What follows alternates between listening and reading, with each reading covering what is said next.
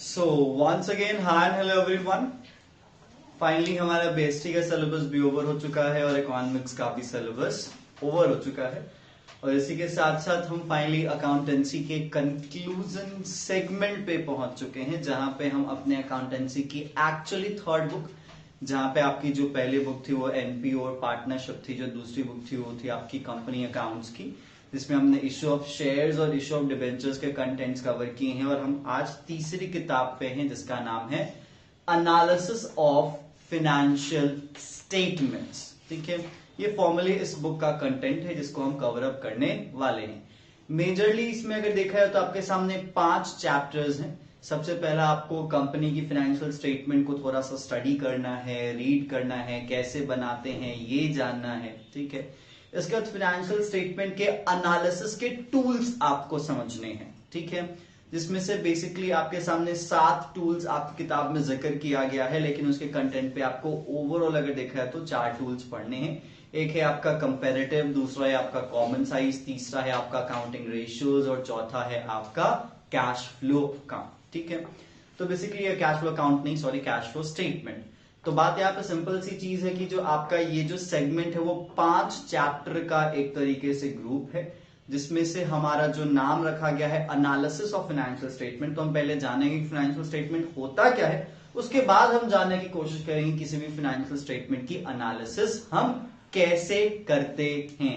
यही पूरी की पूरी कहानी आपको इस सिलेबस में समझाई जाएगी। चलिए यहाँ पे थोड़ा सा फ्लैशबैक पे चलते हैं, थोड़ा सा कि हमें थोड़ा सा ज्यादा फ्लैशबैक में जाना पड़ेगा। यहाँ पे जितने भी लोग हैं लगभग यहाँ पे ऐसे मेजॉरिटी ऑफ पीपल है जिन्होंने हमारे साथ सफर क्लास 11th से ही शुरू किया था, जिनका सफर हमारे क्लास 12th के साथ है और उम्मीद करते हैं कि आगे भी चलता रहेगा, यहाँ नहीं अगले शहर में और किसी और शहर में। ठीक है, आपको सबसे पहले जब आप कभी आए होंगे तो हमने स्पेसिफिकली अगर मैं अपनी बात करूं तो मैंने ही आपको अकाउंट्स की शुरुआत करवाई थी, जहां पे हमने 3 शब्द को समझा था। सबसे पहला था टर्म हमारे सामने अकाउंट्स, फिर दूसरा था अकाउंटिंग और तीसरा था अकाउंटेंसी। ठीक है, आज अकाउंटेंसी क्लास 12 के सिलेबस खत्म होने के प्रोसेस में हमें वहां की शुरुआत को थोड़ा सा समझना जरूरी है। और जरूरी इसलिए है क्योंकि जो डेफिनेशन मैंने आपको दिया था उस डेफिनेशन का रेलेवेंस यहीं से था। अगर आप कभी याद करोगे आज से 1.5 साल पहले का वो डेफिनेशन, तो आपको समझ में आया कि मैंने बुकिश डेफिनेशन के अलावा आपको एक नई डेफिनेशन बताई थी। अगर मैं आपको बताऊं तो मैंने आपको बताया था कि अकाउंटिंग क्या है, what do you mean by accounting. तो इसमें आपको बताया गया था अकाउंटिंग एक ऐसा प्रोसेस है, क्या है, अकाउंटिंग ऐसा प्रोसेस है जिसमें हम बिजनेस के हर एक ट्रांजैक्शन को रिकॉर्ड करते हैं। क्या करते हैं, हर एक ट्रांजैक्शन, छोटी से छोटी ट्रांजैक्शन और बड़ी से बड़ी transaction as per money measurement concept के अकॉर्डिंग। और उन ट्रांजैक्शंस के रिकॉर्ड करने के पीछे हमारा सिंपल सा एक ऑब्जेक्टिव होता था, ये जानना कि कंपनी की फाइनेंशियल परफॉर्मेंस कैसी है और कंपनी की फाइनेंशियल पोजीशन कैसी है। आपको याद होगा, तो अगर मैं फॉर्मली स्टेटमेंट को एक लैंग्वेज में कन्वर्ट करूं तो ये था that accounting refers to the process of recording all the transactions of business to determine the financial performance and financial position of the business. ये थोड़ा सा आपके लिए एक अनकन्वेंशनल डेफिनेशन था। बाकी जो और भी किताबों में डेफिनेशन या फिर बाकी जो अदर टीचर्स भी डेफिनेशन देते हैं उसमें ये कहा जाता है that accounting refers to the process of recording, classifying, summarising and blah blah and blah. मैं ये नहीं कह रहा कि वो गलत है, बट मेरा एक रेलेवेंस था आपको ये समझाने की जहां से आप सफर की शुरुआत करें, जब आप उस सफर के एक पड़ाव पे पहुंचे तो आपको समझ में आया कि वो सफर एक मीनिंगफुल सफर आपके सामने रखा गया था।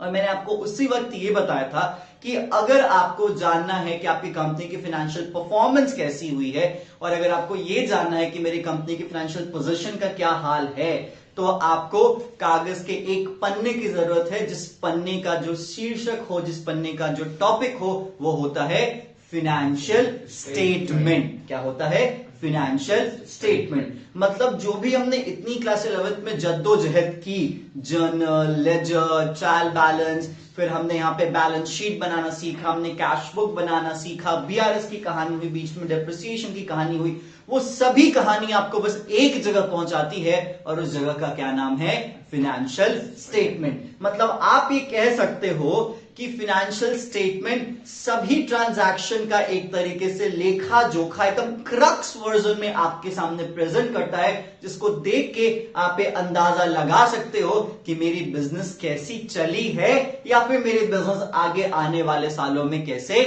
चल सकती है।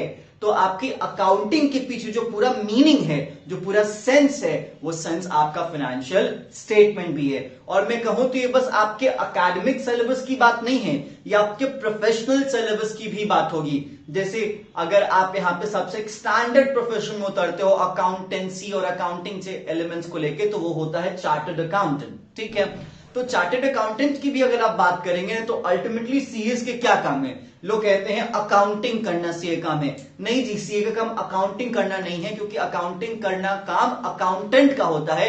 सीए का काम होता है कि अकाउंटिंग करके जो मुझे रिजल्ट मिले, उस रिजल्ट के बेसिस पे एनालाइज करना कि कंपनी को किस डायरेक्शन में लेके जाना है। दैट्स वाई उस एनालिसिस का एक नाम रख दिया जाता है जिसका नाम है ऑडिटिंग। तो सीए का मेन काम क्या होता है? ऑडिट होता है, या फिर सीए का मेन काम यहां पे टैक्स कंसल्टेंट के रेफरेंस में भी होता है। बट अगर आप सीए की जान की बात करते हो तो वो है ऑडिट, क्योंकि टैक्स कंसल्टेंट कोई भी बन सकता है। अगर मेरे पास टैक्स की नॉलेज है तो टैक्स कंसल्टेंट मैं भी बन सकता हूं, आप भी बन सकते हैं, लेकिन ऑडिटर वही बन सकता है जिसके पास सीए की डिग्री हो, जिसके नाम के आगे सीए 2 अल्फाबेट लग सके। और इसीलिए सीए की जरूरत इसी सेगमेंट में होती है, क्योंकि जब तक कंपनी के फाइनेंशियल स्टेटमेंट पे वो साइन ना करे, वो अप्रूव ना करे, वो अप्रूव्ड और एक्सेप्टेड माना नहीं जाता और पब्लिक डोमेन में उसको लिया भी नहीं जाता। तो जो लोग भविष्य में इस चीज को as a profession, as a career के तौर पे लेके जाना चाहते हैं, उनके लिए ये किताब काफी ज्यादा इंपॉर्टेंट है, क्योंकि उनकी कर्म भूमि यही किताब कहीं ना कहीं होगी। चलिए, ये तो बात हुई कुछ बेसिक बातें, जिन बेसिक बातों से हमें सिलेबस की शुरुआत करनी है। अब प्रॉपर्ली समझते हैं कि जो फाइनेंशियल स्टेटमेंट है, जिसको हम शॉर्ट फॉर्म में F.ST लिखते हैं, एक्चुअली ये है क्या? तो आप ये कह सकते हो कि भाई देखो, फाइनेंशियल स्टेटमेंट वो एक तरीके का रिकॉर्डेड नहीं कह सकते कि सारे अकाउंटिंग का एक रिजल्ट है। रिकॉर्डेड कुछ नहीं कह सकते, बट हाँ, सारे अकाउंटिंग का रिजल्ट है जो आपकी कंपनी के फाइनेंशियल पोजीशन, कंपनी के फाइनेंशियल परफॉर्मेंस को बताता है। और फाइनेंशियल स्टेटमेंट के बहुत सारे एलिमेंट हैं, आपको याद होगा, मैंने बहुत बार आपको बताया होगा। ठीक है, सबसे पहला एलिमेंट जनरली क्या कहा जाता है, बता सकते हो? ट्रेडिंग इन पीएल हमारे जहन में नाम होता है, लेकिन अब आप उसको प्रॉपरली ट्रेडिंग पीएल ना कह के आप उसको कहेंगे statement of profit and loss. क्या कहेंगे? Statement of profit and loss. ठीक है, next, statement of profit and loss के बाद आपके सामने क्या आता है? Balance sheet. क्या आता है आपके सामने? Balance sheet. ठीक है, बैलेंस शीट के बाद आपके सामने और क्या क्या चीजें आती हैं? तो आपके सामने कैश फ्लो होता है, आपके सामने फंड फ्लो होता है, आपके सामने नोट्स टू अकाउंट्स होता है, या फिर एक्सप्लेनेटरी नोट, जो भी आप कहें। तो अगर आप अपने किताब में देखेंगे तो इस चीज का प्रॉपर्ली जिक्र है, आप अपने किताब के रेफरेंस को ही फॉलो करेंगे तो थोड़ा ज्यादा बेहतर होगा। अगर कहा जाए आपके फाइनेंशियल स्टेटमेंट के कितने हिस्से हैं, तो देखिएगा आपकी किताब में है, कहां पे? फर्स्ट पेज पे। फर्स्ट पेज पे ही है। हाँ जी, फर्स्ट पेज पे ही है। सबसे पहला यहाँ पे क्या लिखा गया है? Balance sheet. ठीक है, हमने दूसरे में बैलेंस शीट डाला है। उसके बाद statement of profit and loss, हमने पहले में statement of profit and loss डाला है। फिर उसके बाद तीसरे में कैश फ्लो, जिसका हमने अभी तुरंत जिक्र किया ही। ठीक है, तो एक तरफ हमारे सामने क्या हो जाता है? कैश फ्लो हो जाता है। कैश फ्लो के बाद आपके सामने क्या हो जाता है? Statement of changes in equity if applicable. Basically आपके फंड फ्लो की ही बात कहीं ना कहीं करता है, क्योंकि आपके इक्विटी में क्या चेंज हुआ, इसको यहां पे दिखाने के लिए आप इसे एज अपने सामने फंड फ्लो की बात कर सकते हो। फंड फ्लो के बाद एट लास्ट आपके सामने देखिए क्या आता है, वो है एक्सप्लेनेटरी नोट। मैंने आपको पहले ही बताया है एक्सप्लेनेटरी नोट का मतलब क्या और एक्सप्लेनेटरी नोट में क्या क्या चीजें आती हैं। वो चीज जिन चीजों को हम डायरेक्टली नहीं लिख सकते, ठीक है, जिसके पीछे कहीं ना कहीं कुछ कहानी छुपी होती है, और उस कहानी को छुपाना कहीं से भी एक्सेप्टेबल नहीं होता, पब्लिक के सामने रखना उसे जरूरी होता है, उससे आप अपने नोट्स टू अकाउंट्स या फिर एक्सप्लेनेटरी नोट्स में दिखाएंगे। जैसे आपको याद होगा, बात आती है कि भाई शेयर कैपिटल, हमने तुरंत यहाँ पे कंपनी अकाउंट्स पढ़ा है और शेयर कैपिटल में भले ही हम दिखाते हैं 3 लाख रुपए, लेकिन सवाल है कि शेयर कैपिटल में वो 3 लाख रुपए आए कहां से? ओके, ऑथराइज्ड कुछ और था, इशूड कुछ और हुआ, सब्सक्राइब कुछ और हुआ, कॉल्ड अप कुछ और किया, पेड अप कुछ और किया, उसमें से कुछ एडवांस है, उसमें से कुछ आपके एरियर हैं, उसमें से कुछ फॉरफिटेड है और फॉरफिटेड में कुछ री इशू है। तो ये सारी कहानी आप अपने नोट्स अकाउंट में जाके क्लियर करते थे, फिर सारे काट कूट के जो बैलेंस आता था वो आप अपने शेयर कैपिटल में दिखाते थे। लेकिन आपके इस बैलेंस शीट में इतना जगह नहीं है कि आप शेयर कैपिटल की पूरी कहानी वहीं पे बताएं, इसीलिए आप सामने जो भी कुछ रखे लेकिन उसके पीछे की कहानी जो आप नहीं बता पा रहे उस जगह पे आपको एक्सप्लेनेटरी नोट्स में बताना होता है। आमतौर पे ये तो हुई प्रेजेंटेशन वाली बात। कुछ कुछ ऐसी चीजें होती हैं जो कि एज अ मैटर कंसिडर की जाती हैं। एज अ मैटर कंसिडर करने का मतलब क्या?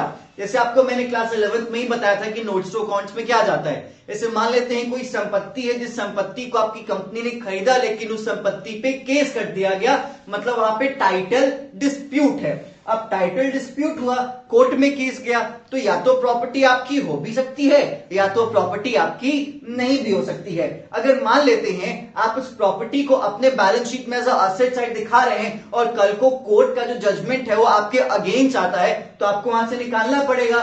तो यही पब्लिक आपके सर पे चढ़ेगी और कहेगी कि ये झूठा फाइनेंशियल स्टेटमेंट बताया था, इसने अपने बैलेंस शीट में गलत वैल्यूएशन का असेट डाला था, असेट तो इसकी थी नहीं। तो आपको जाके एक्सप्लेनेशन देना होगा कि ये जो मैंने असेट दिखाया है एक्चुअली मैंने इसे कंटिंजेंट असेट में रखा है। कंटिंजेंट असेट में क्यों रखा है? क्योंकि इस असेट पे लिटिगेशन मैटर्स पेंडिंग हैं। तो ये चीजें या तो यहां पे कुछ प्रेजेंटेशन वाला फैक्टर है जो कि आप नहीं दिखा सकते, तो आप सबसे लास्ट में अपने नोट्स टू अकाउंट्स में दिखाते हो, या फिर कुछ ऐसी बातें हैं जिन बातों को आप बताते हो तो आप यहां पे अपने कहां पे दिखाते हो? एक्सप्लेनेटरी नोट्स में दिखाते हो, जिसको हम यहां पे as a notes to accounts कहते हैं या एक्सप्लेनेटरी नोट्स कहते हैं, आप जो भी कहें। तो मैक्सिमम टू मैक्सिमम आपके सामने फाइनेंशियल स्टेटमेंट के कितने हिस्से हो जाते हैं? 5। ठीक है, पहला आप जो भी कहें सीक्वेंस ये भी रख सकते हैं, सीक्वेंस ये भी रख सकते हैं, सीक्वेंस में कोई पंगा नहीं है। Statement of profit and loss account, उसके बाद आपके सामने बैलेंस शीट, उसके सामने बाद आपके सामने कैश फ्लो, उसके बाद आपके सामने फंड फ्लो, जिसको यहां पे as a change in equity के तौर पे दिखाया गया है। क्या इसको as a change in equity के तौर पे दिखाया गया है। और पांचवा आखिरी और सबसे इंपॉर्टेंट आपके सामने आ जाता है नोट्स टू अकाउंट्स, या फिर आपके सामने आ जाता है एक्सप्लेनेटरी नोट्स। अब ध्यान दीजिएगा, जब हम फाइनेंशियल स्टेटमेंट की बात करते हैं तो कुछ कुछ बातें आपको यहां पे समझने वाली हैं। हमें यहां पे ये जानना पड़ेगा कि कंपनी और एक फर्म में अंतर होता है। अभी तक हम कंपनी फर्म इन दोनों शब्दों को एक दूसरे के जगह पे इस्तेमाल करते आए हैं, लेकिन अब हम इन दोनों को एक दूसरे के जगह पे इस्तेमाल नहीं करेंगे। कंपनी शब्द का इस्तेमाल आप तरीके से किसी तरीके जगह पे कीजिएगा और फर्म वर्ड का यूज भी आप स्पेसिफिकली कहीं और करेंगे। याद रख लीजिएगा, जो organisation as per companies act 2013 और एनी प्रीवियस कंपनी लॉ के तहत रजिस्टर्ड है, उसे अब आज के बाद हम फर्म नहीं कहेंगे, उसे हम स्पेसिफाई करेंगे एज अ कंपनी। और बाकी जो भी संस्थाएं हैं जो कि कंपनीज एक्ट 2013 या फिर एनी प्रीवियस कंपनी लॉ के तहत रजिस्टर्ड नहीं हुई हैं या इनकॉर्पोरेटेड नहीं हुई हैं, उन्हें हम क्या कहेंगे? फर्म कहेंगे। मतलब सोल प्रोप्राइटरशिप मेरे लिए ऑब्वियसली क्या है? फर्म है। एचईएफ क्या है? फर्म है। कोऑपरेटिव क्या है? फर्म है। पार्टनरशिप क्या है? फर्म है। एलएलपी क्या है? फर्म है। बस कंपनी ही क्या है? कंपनी मानी जाएगी। अब आपका एक सवाल बन सकता है कि सर हमने ऐसा क्यों किया, अभी तक हम जो ये करते नहीं आ रहे हैं, अभी इसको इस तरीके से प्रेजेंट करने की क्या जरूरत है? सवाल पूछते जाइएगा। देखो भाई, अगर हम बात करते हैं फाइनेंशियल स्टेटमेंट की, तो हर एक बिजनेस फाइनेंशियल स्टेटमेंट बनाता है, क्योंकि मैंने आपको अकाउंटिंग का डेफिनेशन क्या दिया? Accounting refers to the process of recording all the transactions of business to determine the financial performance and financial position of the business. वहां पे मैंने बिजनेस की जगह कंपनी तो नहीं बोला ना, या फिर सोल प्रोप्राइटर या फिर पार्टनरशिप तो नहीं बोला ना। मतलब फाइनेंशियल पोजीशन और फाइनेंशियल परफॉर्मेंस हर कंपनी का दिखाया जाता है, लेकिन हर कंपनी नहीं, हर बिजनेस का दिखाया जाता है, लेकिन दिखाने के तौर तरीके अलग होते हैं। अभी तक मतलब क्लास 12th में जब हमने बैलेंस शीट बनाया, क्लास 12th में बैलेंस शीट बनाया वो हमने अपवर्ड और डाउनवर्ड बनाए, लेकिन क्लास 11th में हमने जितने भी बैलेंस शीट्स बनाए वो लेफ्ट और राइट में बनाए। क्यों बनाए? क्योंकि वहां पे कंपनी और फर्म में अंतर नहीं रखा गया और वहां पे हमें फर्म को ज्यादा समझाया गया। इसीलिए समझिएगा कि जो फर्म्स की बैलेंस शीट बनती हैं, उन फर्म्स की बैलेंस शीट या फिर उन फर्म्स की फाइनेंशियल स्टेटमेंट को बनाने के लिए कोई कानून नहीं है, कोई तय फॉर्मेट नहीं है, लेकिन कंपनी की फाइनेंशियल स्टेटमेंट को बनाने के लिए कंपनीज अकाउंट के शेड्यूल 3 के तहत एक प्रॉपरली फॉर्मेट बताया गया है। उसी फॉर्मेट के तहत आपको क्या करना होता है? फाइनेंशियल स्टेटमेंट बनाना होता है। जैसे आप यहां पे देखो, सेक्शन 2 सबसेक्शन 40 के तहत फाइनेंशियल स्टेटमेंट शब्द को डिफाइन किया गया है कंपनीज एक्ट 2013 में, और शेड्यूल 3 में इसी फाइनेंशियल स्टेटमेंट का एक फॉर्मेट बताया आपको गया है। तो अगर आप फाइनेंशियल स्टेटमेंट से रेलेवेंट लॉज की बात करते हो तो आप कंपनीज एक्ट 2013 के सेक्शन 2 सबसेक्शन 40 का जिक्र करोगे और कंपनीज एक्ट 2013 के शेड्यूल नंबर 3 का जिक्र करोगे, जिसमें फाइनेंशियल स्टेटमेंट के फॉर्मेट है। अब समझिएगा कि ये जो फॉर्मेट है वो हर कंपनी को फॉलो करना पड़ेगा। कोई और कंपनी अगर अलग तरीके से अपने फाइनेंशियल स्टेटमेंट का प्रेजेंटेशन करती है तो याद रख लीजिएगा वो नॉन कंप्लायंस माना जाएगा, वो कंपनीज एक्ट के कानून का उल्लंघन माना जाएगा। लेकिन ये कानून आपके एनपीओ पे अप्लाई होता है क्या? नहीं जी, नहीं होता। पार्टनरशिप पे होता है क्या? नहीं होता। सोल प्रोप्राइटर पे होता है क्या? नहीं होता। एचयूएफ पे होता है क्या? नहीं होता। किसी पे भी होता है क्या? एक्सेप्ट कंपनी नहीं होता। मतलब ये जो तय फॉर्मेट है, ये जो तय सिस्टम है वो मात्र कंपनी के लिए है, बाकी फर्म्स अपने अलग तौर तरीके का इस्तेमाल कर सकती हैं। विच मीन्स यहां पे जो फर्म और आपकी कंपनी शब्द में अंतर है वो फाइनेंशियल स्टेटमेंट के कारण है। कंपनी के लिए एक तय फॉर्मेट है, फर्म्स के लिए कोई तय फॉर्मेट नहीं है। कंपनी के लिए एक तय प्रोसेस है, फर्म्स के लिए कोई तय प्रोसेस नहीं है। सर जनरली क्या होता है आप देखोगे, यहां पे बताया गया है आपके पेज नंबर 1.4 पे, ठीक है, कंपनीज बैलेंस शीट और फर्म्स बैलेंस शीट में अंतर। ठीक है, यहां पे कहता है फॉर्मेट्स एंड कंटेंट। देखो भाई, कंपनीज एक्ट में अगर देखा जाए कंपनी के लिए एक तय फॉर्मेट है, लेकिन फर्म्स के लिए कोई तय फॉर्मेट नहीं है। उसके बाद यहां पे कहता है फिगर्स ऑफ प्रीवियस ईयर, जो आप बनाते थे लेफ्ट और राइट, उसमें कोई प्रीवियस ईयर का डेटा दिखाते थे क्या? नहीं दिखाते थे। लेकिन कंपनी वाले में जब हम कंपनी अकाउंट में बनाते आए हैं बैलेंस शीट में प्रीवियस और करंट दोनों दिखाया गया है। करंट वाले को हम पहले दिखाते हैं, प्रीवियस वाले को हम बाद में दिखाते हैं। विच मीन्स एक कंपनी के बैलेंस शीट में प्रीवियस और करंट दोनों का डेटा होता है, लेकिन फर्म के बैलेंस शीट में दोनों का डेटा होना कोई जरूरी नहीं है, वो बस आमतौर पे करंट ईयर का डेटा दिखाते हैं। उसके बाद है ऑर्डर ऑफ परफॉर्मेंस और लिक्विडिटी। अब यहां पे कहता है कि कंपनी का जो बैलेंस शीट होता है ना वो हमेशा परफॉर्मेंस के ऑर्डर में होता है। परफॉर्मेंस के ऑर्डर का मतलब क्या? कौन से सेक्शन ने अच्छा परफॉर्म किया है, कौन से सेक्शन ने बुरा परफॉर्म किया है, तो परफॉर्मेंस का ये फ्लो होता है। लेकिन अगर आप फर्म के बैलेंस शीट की अगर आप बात करते हो तो वो लिक्विडिटी की बात करता है या फिर परफॉर्मेंस की बात करता है, उसका कोई तय फॉर्मेट नहीं है। अगर मैं कहूं कि वो लिक्विडिटी को फॉलो करता है, ये कहना गलत होगा, क्योंकि मैंने आपको पहले ही बताया कि फर्म का कोई फॉर्मेट नहीं है। क्या?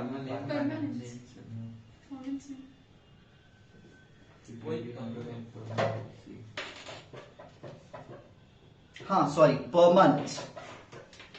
कंपनी का जो बैलेंस शीट का फॉर्मेट है वो आमतौर पे परमानेंस के बेसिस पे होता है, not a performance, sorry for that. अब यहाँ पे सिंपल चीज है, परफॉर्मेंस की बात जैसे मैंने आपको पहले क्या बताई कि किसने अच्छा परफॉर्म किया, परफॉर्मेंस मैंने आप टर्म को यूज किया। परमानेंस की बात यहाँ पे क्या है, जो फिक्स्ड होगा वो पहले दिखाया जाएगा और जो आपका करंट होगा वो बाद में दिखाया जाएगा। ये आपका जो फ्लो होता है, ठीक है। बाकी अगर आप बात करते हो किसकी, फर्म की, तो फर्म के केसेस में कोई जरूरत नहीं है, आप किसी भी तौर तरीके से दिखा सकते हो। आप लिक्विडिटी का भी एक फॉर्मेट यूज कर सकते हो या फिर आप एक परफॉर्मेंस का भी फ्लो यूज कर सकते हो। उसके बाद आपके सामने वर्टिकल फॉर्म और हॉरिजॉन्टल फॉर्म, ये तो आपको बताने की जरूरत नहीं क्योंकि आपने खुद सवाल पूछा था कंपनी अकाउंट में कि ऐसे क्यों, तो ऐसे इसलिए क्योंकि इसका एक प्रॉपर फॉर्मेट है और कंपनी का फॉर्मेट क्या है आपका, वर्टिकल, क्या है, वर्टिकल। लेकिन आपके फर्म के बैलेंस शीट का फॉर्मेट क्या है, हॉरिजॉन्टल, मतलब उसको लेफ्ट और राइट के सेक्शंस में क्या करते हैं, दिखाते हैं। अब यहां पे इसके साथ साथ आप कुछ और बातों को समझने की कोशिश कीजिएगा। चलो भाई फर्म का है और चलो भाई कंपनी का है। कंपनी का जो फाइनेंशियल स्टेटमेंट और जो बैलेंस शीट का हिस्सा है उसको एक स्पेसिफाइड तौर तरीके से दिखाना जरूरी है, फर्म वाले को किसी स्पेसिफाइड तौर तरीके से दिखाना जरूरी नहीं है। यहां पे तो बात आके क्या हो जाती है, खत्म हो जाती है। अब देखो आगे बात की जाती है कि जो कंपनी का फाइनेंशियल स्टेटमेंट है, ठीक है, उसको बनाने के पीछे और उसको प्रेजेंट करने के पीछे जो तौर तरीके बताए गए हैं उन तौर तरीकों का क्या कारण है, ठीक है, वाई। उसकी आंसर भी आपके इसी किताब में लिखी गई है। जैसे कि आप अपने फर्स्ट पेज पे देखोगे, यहां पे कहता है values that a company should observe while preparing financial statement. मतलब फाइनेंशियल स्टेटमेंट को प्रिपेयर करने के वक्त एक कंपनी को कौन कौन सी वैल्यूज को अपने दिमाग में या फिर अपने जहन में रखने की जरूरत है। सबसे पहला है कि देखो भाई, आप हमेशा उस तरीके से दिखाओगे जिस तरीके से कंपनी के हर एक अफेयर का ट्रू एंड फेयर व्यू आपके फाइनेंशियल स्टेटमेंट पे नजर आए। सवाल है इस ट्रू और फेयर व्यू का मतलब क्या, ठीक है, मतलब जो चीज जैसी है उसको उसी तरीके से, साथ ही साथ जितना ट्रांसपेरेंसी आप लेके आ सके उतना ट्रांसपेरेंट फॉर्मेट आप फॉलो करें, ये ज्यादा जरूरी होता है। यही एक बेसिक सा सेंस है true and fair view.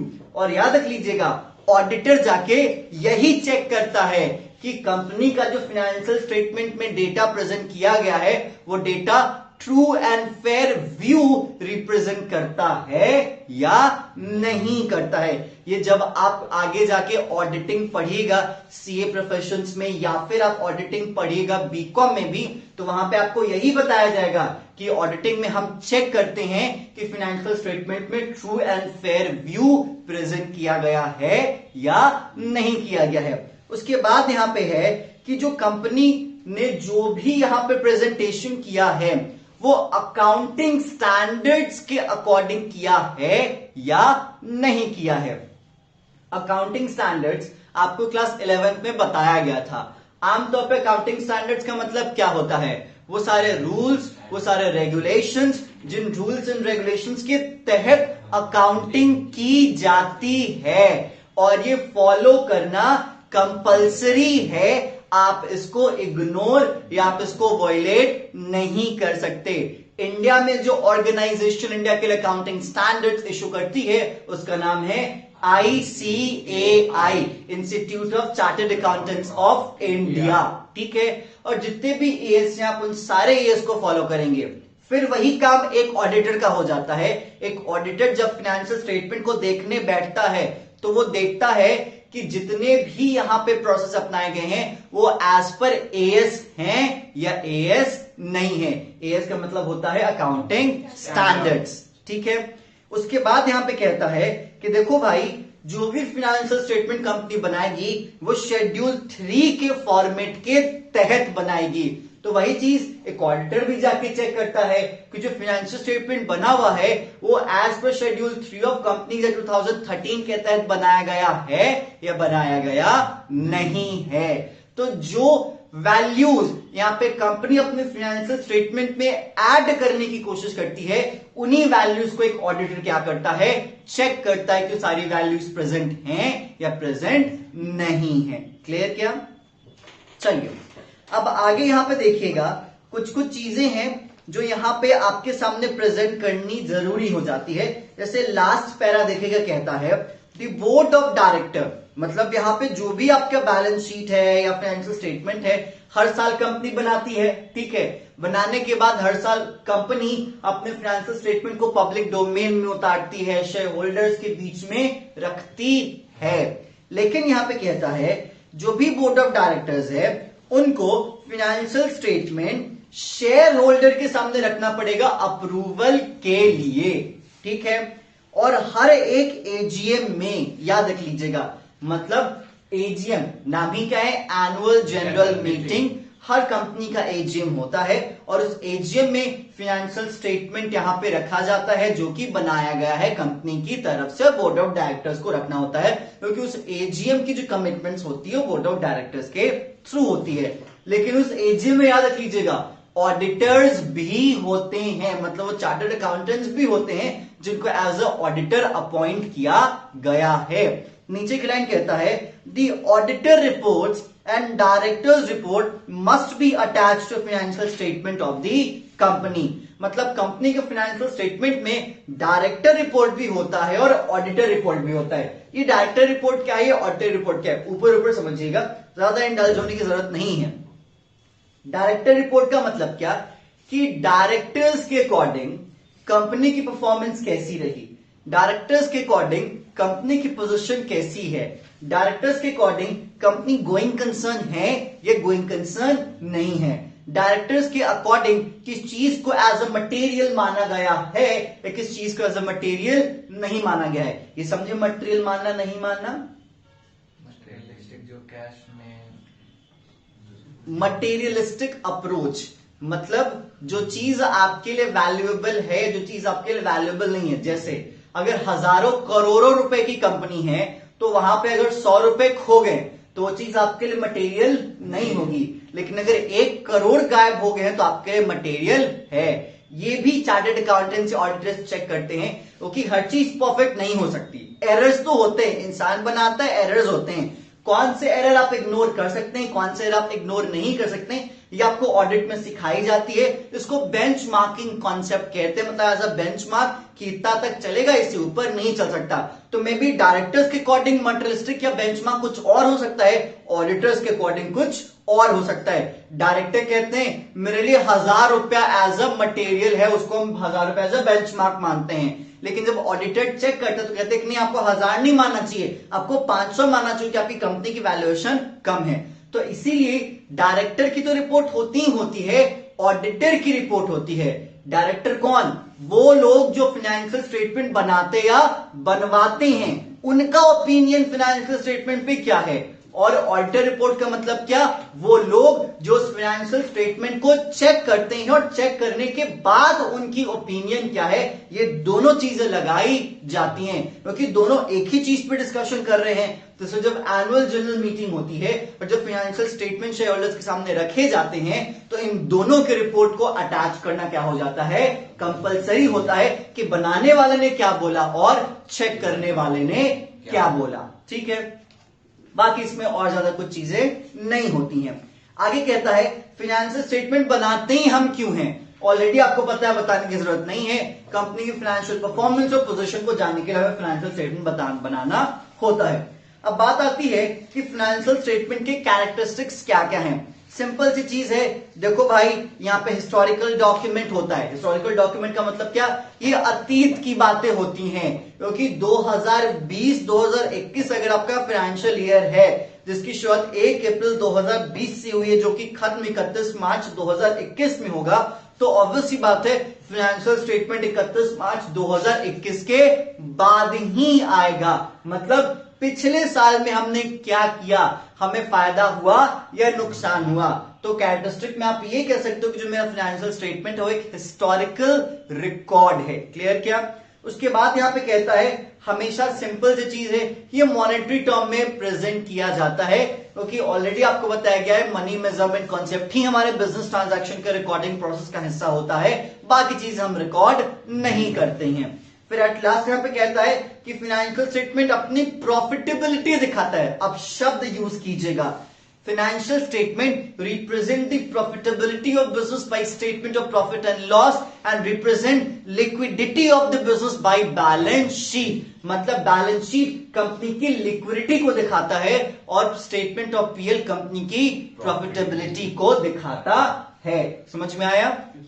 Next आपके सामने है फाइनेंशियल स्टेटमेंट का सबसे बड़ा चीज, ठीक है, जो कहते हैं स्टार ऑफ फाइनेंशियल स्टेटमेंट, जो आप कह सकते हो हीरो ऑफ फाइनेंशियल स्टेटमेंट या सुपरमैन ऑफ फाइनेंशियल स्टेटमेंट, वो होता है बैलेंस शीट। ठीक है, बाकी कुछ भी छोड़ो, देखो इस सब कोई एक चीज मांगता है, वो है बैलेंस शीट। क्योंकि अगर आप यहां से बैलेंस शीट निकाल दो तो जैसे लगता है कि फाइनेंशियल स्टेटमेंट की आत्मा ही निकल गई। ठीक है, इसलिए फाइनेंशियल स्टेटमेंट पे बैलेंस शीट की काफी ज्यादा वैल्यू हो, तो इसलिए उसे अलग से स्टडी करना जरूरी है। और आपको फाइनेंशियल स्टेटमेंट में ना बैलेंस शीट ही यहां पे बनाना सिखाया जाएगा। देखिए यहां पे कहता है कैरेक्टरिस्टिक ऑफ बैलेंस शीट में सबसे पहले चीज, ये इक्विटी और लायबिलिटीज का एक तरीके से प्रेजेंटेशन करती है। साथ ही साथ यहाँ पे आपके असेट्स भी होते हैं, साथ ही साथ यहाँ पे बैलेंस शीट में इक्विटी एंड लायबिलिटीज हमेशा आपके असेट के बराबर होगा, क्योंकि हमारी अकाउंटिंग डबल एंट्री सिस्टम पे क्या है, बेस्ड है। ठीक है, चलिए आगे याद रख लीजिएगा, बैलेंस शीट, ठीक है, हमेशा एक फिक्स डेट को बनाई जाती है। इसलिए आप देखते होंगे for the year ended balance sheet में नहीं लिखा जाता, लिखा जाता है एज एट या फिर एज ऑन। ठीक है, क्योंकि एज ऑन भी उसी तारीख, एक तारीख को रिप्रेजेंट करता है, और एज एट भी एक तारीख को रिप्रेजेंट करता है। मतलब उस तारीख को कंपनी की प्रॉफिटेबिलिटी का क्या लेवल है, और उस एक तारीख को कंपनी की लिक्विडिटी का क्या लेवल है, ये बैलेंस शीट क्या करता है, रिप्रेजेंट करता है। खैर प्रॉफिटेबिलिटी तो पीएल रिप्रेजेंट करता है, लिक्विडिटी बैलेंस शीट रिप्रेजेंट करता है। आगे यहां पे कहता है कि देखो भाई, यहां पे जो आपका बैलेंस शीट होता है ना, वो कंपनी की गोइंग कंसर्न को दिखाता है। गोइंग कंसर्न समझते हैं आप? चलता है। कंपनी परपेचुअली सक्सीड कर सकती है या नहीं कर सकती, कंपनी की जिंदगी लंबी है, अनिश्चित काल तक चलेगी या नहीं चलेगी, उसी के तहत आपको बनाना पड़ता है। एक एग्जाम्पल के तौर पे आप देख लीजिए, गोइंग कंसर्न एक बहुत बड़ा टॉपिक है आपके फाइनेंशियल स्टेटमेंट या ऑडिटिंग एस्पेक्ट में। जैसे फॉर एग्जाम्पल अगर हम गोइंग कंसर्न की बात करते हैं, कंपनी से रेलेवेंट नहीं है, पार्टनरशिप से रेलेवेंट है। अगर मुझे दिखता है कि मेरी पार्टनरशिप गोइंग कंसर्न है, तो हम रीवैल्यूएशन बनाते हैं, और अगर लगता है कि कंपनी गोइंग कंसर्न नहीं है तो क्या बनाते हैं, रियलाइजेशन बनाते हैं। यही अंतर है। तो अगर किसी बिजनेस ने जो कि पिछले सालों से रिवैल्यूएशन बनाते चली आ रही थी, और अगर आज रियलाइजेशन बनाई है, तो क्या दिखाता है, कंपनी की जिंदगी पे कंपनी को चलाने वाले लोगों को क्या है, शक है, उन्हें नहीं लगता कि कंपनी लंबी चल सकती है, दैट्स उन्होंने रियलाइजेशन बनाया है। तो बैलेंस शीट भी दिखाता है कि कंपनी कब तक चल सकती है, और इसीलिए गोइंग कंसर्न कॉन्सेप्ट पे बनाने की कोशिश की जाती है। अगर गोइंग कंसर्न है तो बैलेंस शीट में रिप्रेजेंटेशन का तरीका अलग होता है, और अगर गोइंग कंसर्न नहीं है तो बैलेंस शीट में रिप्रेजेंटेशन का तरीका अलग होता है। ये चीज आपको यहां नहीं, आगे हाई स्टैंडर्ड्स पे बताई जाएगी। आगे यहां पे कहता है कि देखो भाई, ये जो आपका बैलेंस शीट है वो हमेशा जो आपका बेस्ड होता है वो फैक्ट्स पे जनरली होता है, लेकिन बहुत बार ऐसा देखा गया है कि फैक्ट्स नहीं, कभी कभी पर्सनल जजमेंट भी उसे क्या कर देते हैं, अफेक्ट कर देते हैं। तो देखो यहां पे कहता है it is not based on absolute fact but it influenced by accounting assumptions and personal judgments. मतलब जनरली तो आप हमेशा फैक्ट को ही तवज्जो दोगे, लेकिन जब आप बैलेंस शीट बनाते हो ना, तो आप personal judgments and accounting assumptions को लेके चलते हो। पर्सनल जजमेंट और अकाउंटिंग अजम्पशन का मतलब क्या, बच्चा मतलब समझिएगा एग्जाम्पल से। आपने क्लास 11th में डेप्रिसिएशन पढ़ा था, ठीक है, और डेप्रिसिएशन का अकाउंटिंग ट्रीटमेंट भी पढ़ा था और फाइनेंशियल स्टेटमेंट में आपने प्रेजेंटेशन भी पढ़ा था। जब हम डेप्रिसिएशन बनाते हैं तो डिप्रिसिएशन अमाउंट को फाइनेंशियल स्टेटमेंट बनाते वक्त बैलेंस शीट में उस कंसर्न एसेट से क्या करते हैं, डिडक्ट करते हैं। करते कि नहीं करते? करते हैं। और यहां पे बात की जाती है डेप्रिसिएशन के रेट की। किसकी बात की जाती है? डेप्रिसिएशन के रेट की। मुझे याद है कि बैच में किसी ने पूछा था कि सर आप इतना ही परसेंट क्यों लेते हैं, ठीक है, एग्जैक्ट मुझे बच्चे का नाम नहीं याद है बट ये सवाल उठा था। मैंने कहा था कि ये आप पे तय करता है कि आपके अनुसार कितने साल इसकी जिंदगी होगी, उसी के अनुसार आप इसका क्या करते हैं, परसेंटेज तय करते हैं। जैसे ये बोर्ड मेरे लिए सपोज दैट चलेगी 5 साल, ठीक है, मे बी कोई और होगा उसके लिए बोर्ड चलेगी क्या 10 साल, ठीक है, तो मे बी मैं इस पे 20% हर साल के रेट से डिप्रिसिएशन का रेट चार्ज करूंगा, जिसके लिए वो 10 साल चलेगी वो 10% चार्ज करेगा। तो यहां पे क्या वैरी कर गया, यहां पे वैरी कर गया पर्सनल जजमेंट। या पर्सनल जजमेंट भी मत छोड़ो, अकाउंटिंग अजम्पशंस भी है। मैं अज्यूम करता हूं कि इसकी लाइफ इतनी है, आप अज्यूम करो कि उसकी लाइफ उतनी है, तो उसके अकॉर्डिंग हम दोनों की अगर सेम बिजनेस लाइन है लेकिन हम दोनों की बैलेंस शीट में क्या दिखेगा, फर्क दिखेगा। मेरा असेट जल्दी खत्म होता दिखेगा, आपका असेट में भी जल्दी खत्म होता ना दिखे। इसीलिए कहा जाता है कि बैलेंस शीट जरूरी नहीं कि हमेशा एब्सोल्यूट फैक्ट्स पे बेस्ड हो, वो पर्सनल जजमेंट्स या अकाउंटिंग अजम्पशंस पे भी क्या होता है, बेस्ड होता है। जैसे बात आती है कंटिंजेंट असेट तो कंटिंजेंट लायबिलिटी की, जैसे मैं मानूं कि मेरा हो भी सकता है, मेरा नहीं भी हो सकता। कोई कहता है नहीं है मेरा तो होगा ही, ठीक है, उसको मे भी इतना ज्यादा कॉन्फिडेंस है, उतना ज्यादा भरोसा है, तो वो प्रॉपर उसको फिक्स असेट में दिखाएगा, मैं उसको कंटिंजेंट असेट में दिखाऊंगा, तो ये भी मेरा पर्सनल अजम्पशन हो गया। तो ये चीजें कहीं ना कहीं बैलेंस शीट के कंटेंट्स में क्या करती हैं, इस्तेमाल की जाती हैं। और इसलिए एक ही लाइन ऑफ बिजनेस में बैलेंस शीट में प्रेजेंट किए गए डेटाज वैरी कर सकते हैं, क्योंकि जरूरी नहीं कि हमेशा एब्सोल्यूट फैक्ट्स पे बेस्ड हो, ये अदर चीजों के कारण वैरी भी कर सकती हैं। तो ये था आपका कैरेक्टरिस्टिक्स ऑफ बैलेंस शीट। उसके बाद हीरो नंबर 2 की हम बात कर सकते हैं, वो है हमारा statement of profit and loss, ठीक है। Statement of profit and loss वही वाली बात है, अपने बिजनेस के जितने भी खर्चे और अपने बिजनेस की जितनी भी कमाई है उन सभी को एक जगह पे लाके रखते हैं। जो अंतर दिखता है वो अंतर तय करता है कि मुझे नफा हुआ या नुकसान हुआ। आप बताइए अगर डेबिट बैलेंस हुआ तो क्या हुआ,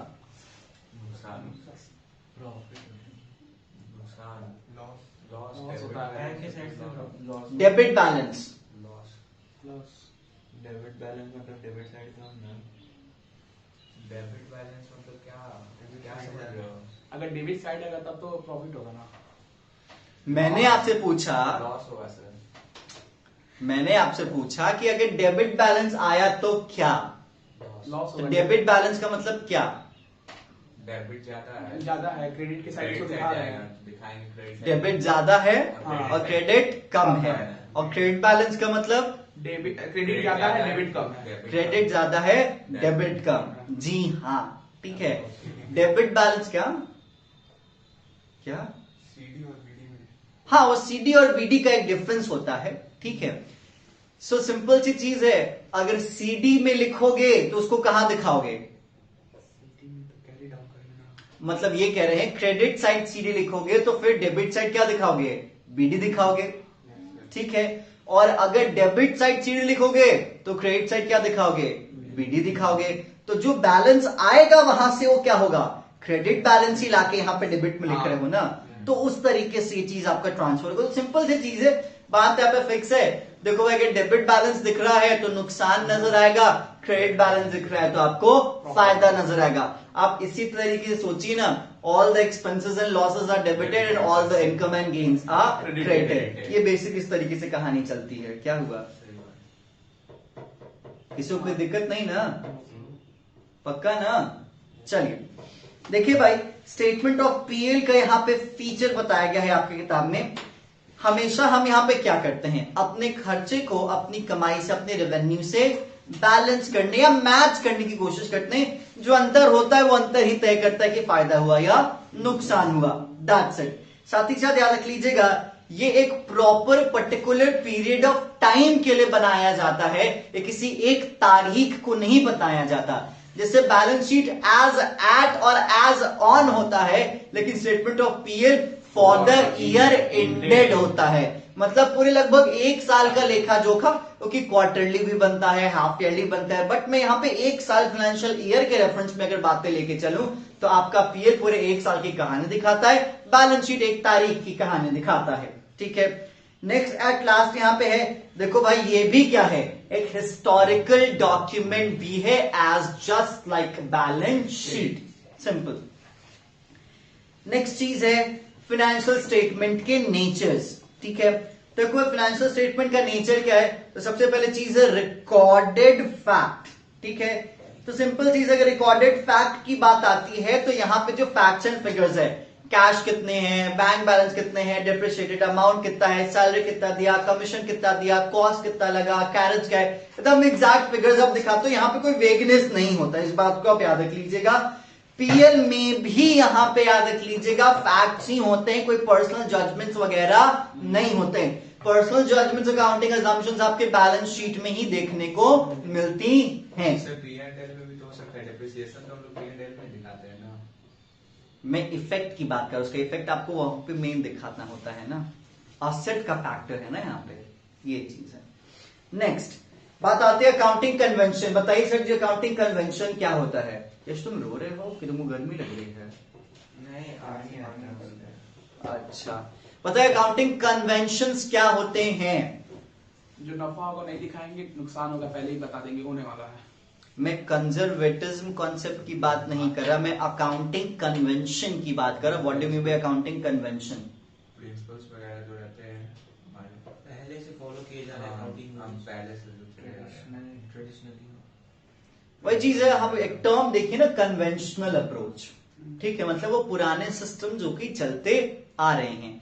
तो पुराने सिस्टम का मतलब क्या? वो रूल्स, वो रेगुलेशंस, वो अप्रोच, वो प्रोसेस, वो प्रोसीजर जिसका इस्तेमाल किया जाता है फाइनेंशियल स्टेटमेंट को बनाने के लिए। तो जितने फाइनेंशियल स्टेटमेंट सब बनाते हैं, यहाँ पे चीजें दिखाते हैं, वो अकाउंटिंग कन्वेंशन से ही दिखाते हैं। यहाँ पे कहता है accounting conventions imply certain fundamental accounting principle. Fundamental accounting principles have gained wide acceptance and which are followed while preparing financial statements. For example, due to convention of conservatism. Conservatism concept के अनुसार आपको पता है, हम नुकसान को पहले देखते हैं, फायदे को बाद में देखते हैं। लॉसेस अगर होने वाले हैं तो उसके लिए तैयारी आज से शुरू कर दी जाएगी, जैसे कि प्रोविजंस बनाए जाते हैं, रिजर्व्स बनाए जाते हैं। ठीक है, लेकिन अगर फायदे होने वाले हैं तो उसकी तैयारी हम अभी से शुरू नहीं करेंगे। ठीक है, नेक्स्ट पर्सनल जजमेंट्स। देखो भाई, बहुत बड़ा हिस्सा है पर्सनल जजमेंट का, और कहीं ना कहीं पर्सनल जजमेंट से काफी ज्यादा आपका फाइनेंशियल स्टेटमेंट इन्फ्लुएंस होता है, क्योंकि हर कदम पे पर्सनल जजमेंट एक देखने को मिलता है आपके अकाउंटिंग प्रोसेस में भी और फाइनेंशियल स्टेटमेंट को बनाते वक्त भी। देखो यहां पे कहता है, इवन दो, भले ही आपकी अकाउंटिंग कन्वेंशंस है, फंडामेंटल अकाउंटिंग प्रिंसिपल्स हैं, रूल्स है, रेगुलेशंस है, अकाउंटिंग स्टैंडर्ड्स हैं, हर चीज है, लेकिन अगर देखा जाए still personal judgment of the accountant plays a decisive role in accounting. ठीक है, आगे कहते हैं, for example, accountant has to decide whether the asset is to be depreciated on straight line method or written down value method. ठीक है, ये मैं तय करूंगा, ये ना ही मुझे अकाउंटिंग स्टैंडर्ड बता रहा है, ना ही मुझे अकाउंटिंग कन्वेंशन बता रहा है, नहीं मुझे अकाउंटिंग प्रिंसिपल बता रहा है, और ना ही मुझे बताए कि मेरी इंडस्ट्री या मेरी राइवल कंपनी, ये मैं तय करूंगा। ठीक है, मानता हूं जो मशीन मेरे पास है, उस मशीन पे मैं एसएलएम यूज कर रहा हूं, पूरी दुनिया उस पर डब्ल्यूडीवी यूज कर रही है, तो मैं क्या करूं? कोई ऐसा कानून भी नहीं है जो मुझे ये बताएगा कि आप यही तरीका यूज कीजिए। कानून है, लेकिन ये बताने के लिए नहीं कि आप कौन सा तरीका यूज करें डिप्रिसिएशन का, ये बताने के लिए कि आप बदलाव ना करें बार बार। जैसे बहुत लोग देखते थे कि अगर मुझे अपना फायदा बढ़ाना है तो मैं यहाँ पे SLM यूज कर लूं, अगर मुझे घटा के दिखाना है तो मैं WDV यूज कर लूं, क्योंकि आपको पता है ना किसमें डेप्रिसिएशन ज्यादा लगता है, WDV में। हमने याद होगा डिस्कशन भी किया था कि अगर आप इन्फ्लुएंस करना चाहो अपने अकाउंटिंग प्रोसेस को, तो अगर आपको यहां पे अपना फायदा अपना लॉस इस तरीके से चेंज करना है, अगर आपको अपनी प्रॉफिट घटा के दिखानी है, तो आप अपने असेट्स को WDV के अकॉर्डिंग डिप्रिशिएट करो, और अगर आपको अपना फायदा बढ़ा के दिखाना है तो आप SLM यूज करो, क्योंकि SLM में डिप्रिसिएशन का अमाउंट कम कटता है और WDV में ज्यादा कटता है। तो ये मैं तय करूंगा, ना ही मुझे कोई अकाउंटिंग कन्वेंशन बताने आ रहा है, ना प्रिंसिपल बताने आ रहा है, ना ही कोई अकाउंटिंग स्टैंडर्ड बताने आ रहा है, ना ही कोई रूल बता रहा है। तो यहां पे क्या दिखता है आपको, पर्सनल जजमेंट दिखता है। इसलिए आप कह सकते हो कि फाइनेंशियल स्टेटमेंट में पर्सनल जजमेंट का भी एक बहुत बड़ा रोल देखने को आपको मिलता है। दैट्स इट, ठीक है। तो यहां पे आपकी पूरी पूरी जो बेसिक थियरी है वो ओवर हो जाती है। इसके बाद हम स्टार्ट करेंगे प्रॉपरली बैलेंस शीट को बनाना, बैलेंस शीट को रीड करना। एक तरीके से आपके जहन में ये चीज बैठ जानी चाहिए। सीक्वेंस नहीं बदलोगे, उसके अंदर के हेड्स या सब हेड्स नहीं बदलने चाहिए, जैसे ये है वैसे ही आपको एग्जाम में प्रेजेंट करना है। मतलब अगर आप इसको समझ नहीं पाते हो तो अगर आप रट पाएंगे तो रट लीजिए, लेकिन हाँ एक शब्द है जिस शब्द का नाम है कंठस्थ, ठीक है। मतलब आपके दिलो दिमाग में बैठ जाना चाहिए। कभी वो टीचर होती थी ना, लर्न बाय हार्ट, तो वो लर्न बाय हार्ट आपको ये होना चाहिए। तो बाकी के कंटेंट्स कवर कर लीजिए। दूसरे सेक्शन में हम कवर करेंगे बैलेंस शीट के सारे एक एक छोटे छोटे कंटेंट्स की, क्योंकि हर एक चीज को हमें यहाँ पे अब समझना है। So stay tune for the next session.